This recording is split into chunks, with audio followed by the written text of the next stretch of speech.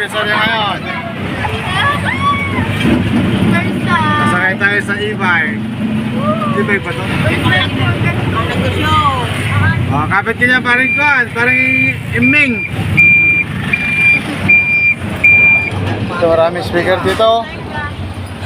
Mura ba yung speaker dyan?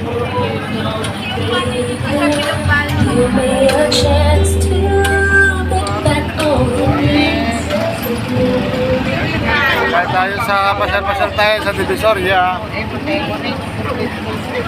Meron bang tigo ang pwede na speaker doon? 1.3 malaking mga didosin ito. Mga tataas sa 6,000. Meron pagdating ang 15,000 yun. May pagpunta ko doon. Yan po, yung mga taga Lamino City.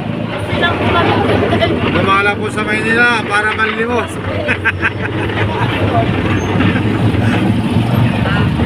Dito po tayo sa nagkakalugan ng speaker.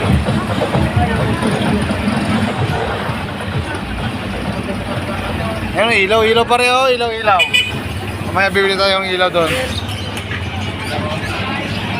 Kaya mga magandang motel.